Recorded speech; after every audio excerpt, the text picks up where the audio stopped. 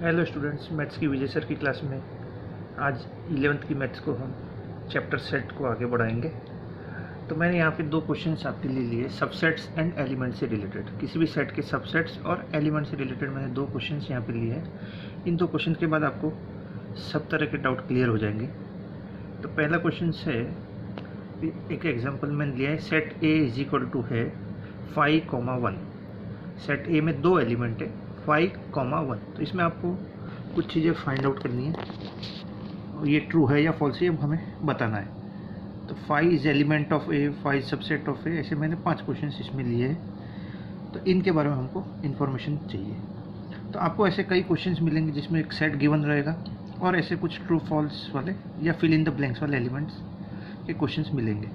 तो इसमें आपको क्या करना है, इसको करने का सबसे अच्छा तरीका क्या है कि आप सबसे पहले जो भी सेट गिवन है उसके सारे सबसेट्स फॉर्म कर लें। सारे सबसेट फॉर्म करेंगे तो जैसे गिवन सबसेट मेरा सेट ए है, इसमें मेरे दो एलिमेंट है 5 एंड 1। देखिए ध्यान दीजिएगा, इसमें 5 जो है वो एक एलिमेंट है और 1 भी एक एलिमेंट है। तो दो एलिमेंट है तो हमारे टोटल सबसेट्स बनेंगे 2/2। फॉर्मूला है हमारा 2/n, तो टोटल सबसेट्स हो गए 4। तो मैं 4 सबसेट्स लिख देता हूँ यहाँ पे। 5 सबका सबसेट होता है। अभी एक एक एलिमेंट्स को लेना है और उनको कर्ली ब्रैकेट में लिखना है। तो फर्स्ट एलिमेंट मेरा 5 है, उसको मैं कर्ली ब्रैकेट में लिखूंगा तो मेरा एक सबसेट फॉर्म होगा। फिर मैं 1 को अकेले को लूँगा तो एक सबसेट फॉर्म होगा। और देन मैं 5,1 जब लूँगा तो इस तरह से मेरे ये चारों के चारों सबसेट यहाँ पे मैंने फॉर्म कर दिए। सेट ए के चारों सबसेट 5 सबका सबसेट होता है। 5 इन अ कर्ली ब्रैकेट ये एक सबसेट है, 1 in a curly bracket and 5,1 in a curly bracket. ये चार हमारे सबसेट्स हो गए। अब इसको देख के हम सारे क्वेश्चन के आंसर समझते हैं। तो फर्स्ट क्वेश्चन है मेरा 5 is element of A. 5 is an element of A. तो सेट ए में मेरे दो एलिमेंट है 5 और 1, तो ये मेरा ट्रू है। 5 is subset of A. 5 is a subset of A. तो मैंने यहाँ चारों सबसेट फॉर्म किए हैं। तो इसमें खाली 5 जो है ये वाला, ये मेरा इस ए का सबसेट है, तो ये भी मेरा ट्रू है। थर्ड वन है 5 in a curly bracket is element of A. 5 in a curly bracket is an element of A. तो मैं जैसे कि देख रहा हूँ ए में 5 तो है बट 5 इन कर्ली ब्रैकेट, ये जो कर्ली ब्रैकेट है ये मेन सेट का है और 5 इन अ कर्ली ब्रैकेट ये मेरी एक डिफरेंट थिंग हो जाती है। तो मैं बोल सकता हूँ it is not an element of A. 5 in a curly bracket is not element of A. 5 in a curly bracket element of A कब होगा वो नेक्स्ट क्वेश्चन में मैंने लिया है। जैसे कि मैंने यहाँ पे मैं आपको दिखाता हूँ, एक सेट ए है जिसमें 5 कॉमा कर्ली ब्रैकेट में 5, दो एलिमेंट है, एक 5 है और एक है 5 इन अ कर्ली ब्रैकेट, और ये मेरा जो है सेट का मेन कर्ली ब्रैकेट है। तो इसमें दो एलिमेंट, एक 5 इन अ कर्ली ब्रैकेट। तो इस सेट के लिए अगर मैं बोलूँ 5 in a curly bracket is element of A तो ट्रू होगा। इस क्वेश्चन के लिए मेरा 5 in a curly bracket is element of A नहीं है, ये नहीं है। 5 in curly bracket is subset of A, yes 5 in curly bracket is subset of A है। 1 is subset of A, 1 is subset of A. तो मैं देख रहा हूँ सबसेट में 1 जो है लेकिन 1 इन कर्ली ब्रैकेट होगा तो ही मैं बोलूँगा ये सबसेट है, क्योंकि सबसेट भी एक तरह का सेट ही होता है और हर सेट जो है वो कर्ली ब्रैकेट के अंदर लिखा जाता है। हर सेट के एलिमेंट को कर्ली ब्रैकेट में लिखते हैं। तो 1 जो है मेरा ए का, 1 जो है ए का एलिमेंट है बट 1 जो है वो मेरा ए का सबसेट नहीं है। 1 जो है मेरा ए का सबसेट नहीं है। हाँ, अगर मैं इस 1 की बात करूँ with in curly bracket it is a subset of A, ये मेरा ट्रू है। तो होप आपको समझ में आएगा। नेक्स्ट एग्जांपल में आपको और क्लियर होगा। तो इसमें मेरा सबसेट है ए 5 इन अ कर्ली ब्रैकेट। तो इसमें दो एलिमेंट है, एक है 5, एक है कर्ली ब्रैकेट इन 5, ये दो मेरे एलिमेंट्स हैं। तो इसके भी सबसेट्स 4 बनेंगे क्योंकि दो एलिमेंट है सेट के, तो चारों सबसेट में फॉर्म करता हूँ। इसमें बहुत ही अच्छे से देखना आप, मैंने यहाँ पे स्पेस कर दी है थोड़ी सी साइड में। तो 5 सबसे पहला सबसेट किसी का भी होता है 5, फर्स्ट सबसेट किसी का भी होगा 5। सेकंड सबसेट होगा, एक एक एलिमेंट्स को मुझे कर्ली ब्रैकेट में डालना है। हर करली ब्रैकेट में एक एलिमेंट लेना। जैसे इस करली ब्रैकेट में मैं फर्स्ट एलिमेंट को पुटअप करता हूँ और फर्स्ट एलिमेंट मेरा है 5, तो ये एक मेरा सबसेट हो गया। नेक्स्ट सबसेट मेरा क्या होगा कि एक करली ब्रैकेट में मुझे सेकंड एलिमेंट को पुटअप करना है, तो ये करली ब्रैकेट में मुझे सेकंड एलिमेंट को पुटअप करना है। सेकंड एलिमेंट खुद मेरा क्या है, सेकंड एलिमेंट 5 नहीं है, सेकंड एलिमेंट मेरा है 5 in curly bracket. Second element मेरा है 5 इन करली ब्रैकेट। तो ये पूरा मिला के मेरा एक हो गया, यहाँ से यहाँ तक ये हो गया मेरा एक सबसेट। और फोर्थ सबसेट में क्या होगा, ये सेट खुद, ए जो सेट है वो खुद ही है अपना एक सबसेट होगा। अब इन चारों को देख के पहला होगा 5, क्योंकि किसी भी सेट का सबसेट एक 5 होता है। Then 5 in a curly bracket means ये 5 जो एलिमेंट है इसको मैं करली ब्रैकेट में लिखूंगा, तो एक सबसेट बन गया, क्योंकि इन करली ब्रैकेट्स के बीच में मुझे फर्स्ट एलिमेंट को पुटअप करना है। फिर इस करली ब्रैकेट में मुझे सेकंड एलिमेंट मीन्स इसको पूरे को पुटअप करना है एज इट इज़। मुझे सिर्फ कॉपी पेस्ट करना है, ज़्यादा सोचने की जरूरत नहीं है। जैसा यहाँ लिखा है वो सेम टू सेम मुझे यहाँ पे राइट डाउन करना है, और फोर्थ में मेरा पूरा सेट आ जाएगा। अब क्वेश्चन से 5 is element of A, yes 5 is element of A, ये ट्रू है। 5 is subset of A, yes subset जो है वो 5 भी है, ये भी ट्रू है। 5 in a curly bracket is element of A, 5 in a curly bracket is element of A, yes ये ट्रू है। 5 in a curly bracket is element of A, ये हमारा ट्रू है। 5 in curly bracket is subset of A, तो यहाँ मैं देख रहा हूँ एक सबसेट मैंने फॉर्म किया था 5 इन अ करली ब्रैकेट, ये इसका सबसेट है, ये भी मेरा ट्रू है। फिफ्थ में देख रहा हूँ 5 in curly bracket and again a curly bracket, तो ये जो बाहर वाले जो करली ब्रैकेट्स हैं ये मेरे सेट के हैं, और ये जो है एक एलिमेंट है। तो मेरा 5 इन करली ब्रैकेट एक एलिमेंट था यहाँ पे, तो इसको जब मैं सेट फॉर्म में लिखूँगा तो ये मेरा सेट है। यहाँ हमने ऑलरेडी ये सबसेट फॉर्म किया था, तो ये मेरा सबसेट है, बट ये एलिमेंट नहीं है। ये मेरा सबसेट तो है, बट ये जो पार्ट है ये पूरा का पूरा एज इट इज़ इस सेट के इन दो करली ब्रैकेट्स के बीच में कहीं भी नहीं लिखा है। मेन सेट के इस मेन करली ब्रैकेट में ये थिंग पूरी की पूरी एज इट इज़ कहीं भी नहीं लिखी हुई है। मीन्स मेन करली ब्रैकेट में दो करली ब्रैकेट्स के बीच में एक 5 कहीं भी नहीं है, इसलिए ये इसका एलिमेंट नहीं होगा। तो आप ध्यान से इसको वीडियो को 2-3 बार देख सकते हैं, आपको जल्दी समझ में आएगा। नेक्स्ट हम पढ़ेंगे ऑपरेशन ऑन सेट्स। इसमें ये इजी है, मैं थोड़ा फास्ट बताऊंगा। यूनियन सेट, यूनियन ऑपरेशन है, इंटरसेक्शन ऑपरेशन। यूनियन को हम यू से रिप्रेजेंट करते हैं, या इसको हम जब क्वेश्चंस की फॉर्म में पढ़ेंगे तो उसमें और या शब्द यूज होगा, और या हिंदी का या शब्द यूज होगा।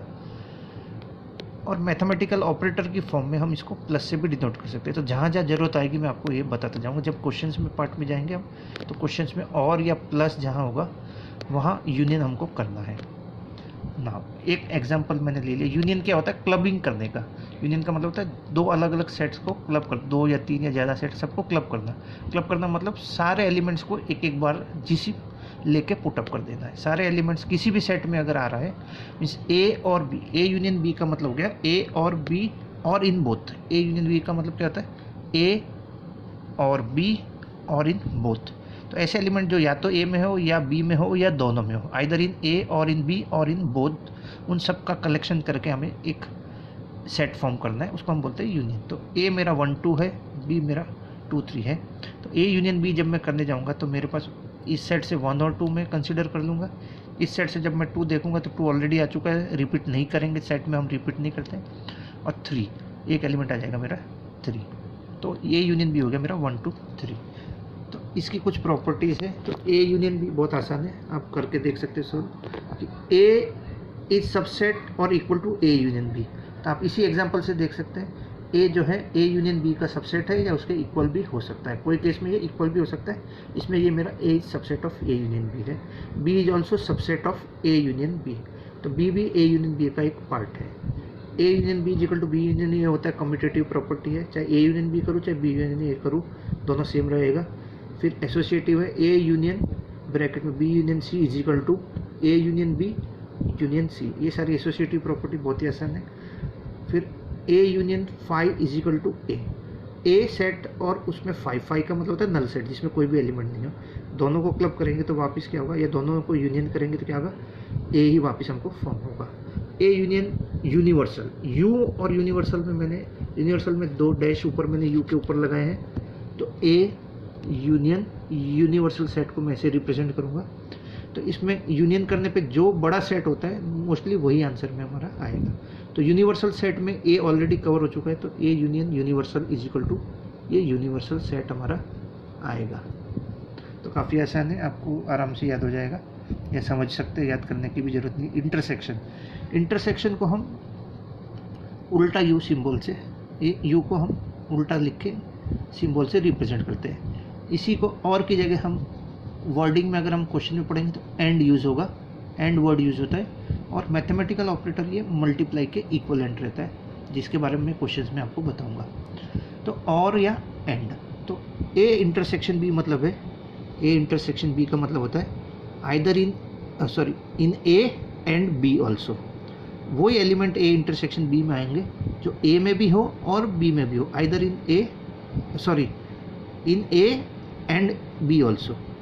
तो ए इंटरसेक्शन बी का मतलब हो गया एंड, ए और बी दोनों में आता हो, या सब सिंपली मैं बताऊँ तो कॉमन हो, जो एलिमेंट्स ए और बी सेट दोनों में कॉमन हो वो हमारा ए इंटरसेक्शन बी में आएगा। तो एक एग्जांपल है, ए में 1 2 है, बी में 2 3 है, तो दोनों में अगर मैं देखूंगा तो कॉमन कौन है, 2 है। ए इंटरसेक्शन बी करूँगा तो मेरा आएगा एलिमेंट, ए का एलिमेंट आएगा खाली 2। सिमिलर प्रॉपर्टीज इसमें भी है, A intersection B is subset of A, already दिख रहा है, ये ए इंटरसेक्शन बी इसका एक सबसेट है, ये बी का भी एक सबसेट है। फिर A intersection A is equal to A, तो कोई भी सेट को खुद ही के साथ में कॉमन टर्म्स निकालेंगे, अगर ए 1 2 है तो दूसरा भी 1 2 होगा, दोनों में कॉमन 1 2 होगा, तो वापस वही सेट आ जाएगा। फिर कम्यूटेटिव एसोसिएटिव रूल्स जो है एज इट इज़ आ जाएगा, सिंपल सा है। 2 रूल और है, A intersection 5 is equal to 5, A set में कुछ एलिमेंट है और 5 में कुछ भी नहीं है, तो दोनों में कुछ भी कॉमन नहीं हो सकता।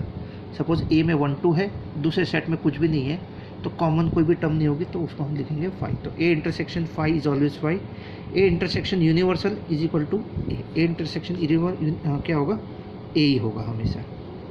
अब फर्स्ट कॉम्प्लीमेंट भी थोड़ा पढ़ लेते हैं। कॉम्प्लीमेंट क्या होता है, complement means not A. Complement का मतलब क्या होता है, नॉट ए।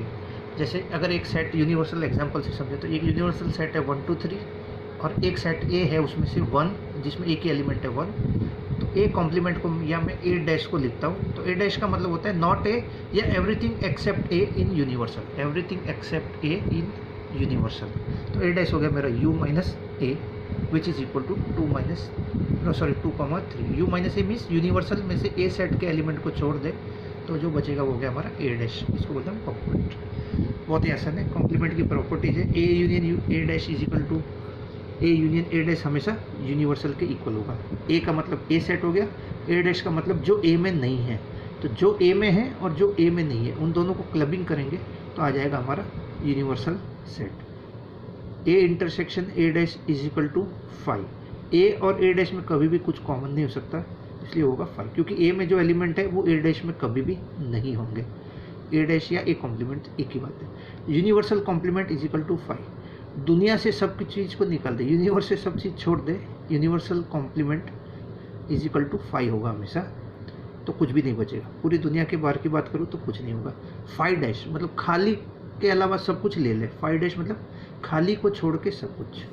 तो खाली मीन्स कोई भी एलिमेंट नहीं है एक सब सेट में, उसको छोड़ के सब ले ले, तो जो बचेगा वो होगा हमारा universal set. Last property A dash raise to dash या ए कॉम्प्लीमेंट होल कॉम्प्लीमेंट, तो कॉम्प्लीमेंट का कॉम्प्लीमेंट वापस वही आ जाएगा। तो जैसा कि इसी क्वेश्चन में आप करके देख सकते हैं, ए कॉम्प्लीमेंट मेरा 2 3 आया, अब मैं अगेन कॉम्प्लीमेंट करूँगा तो वापस मेरा यूनिवर्सल में से एक कॉम्प्लीमेंट को माइनस करूँगा, 1 2 3 में से 2 3 छोड़ दूंगा, तो वापस मेरा 1 आ जाएगा which is equal to set A. तो ए कॉम्प्लीमेंट का कॉम्प्लीमेंट वापस करेंगे तो ए आ जाएगा। अब इन्हीं चीज़ों को यूनियन इंटरसेक्शन को हम लोग वेन डायग्राम से भी समझ सकते हैं, डिटेल में हम आगे और देखेंगे, मैं ब्रीफ में बताता हूँ।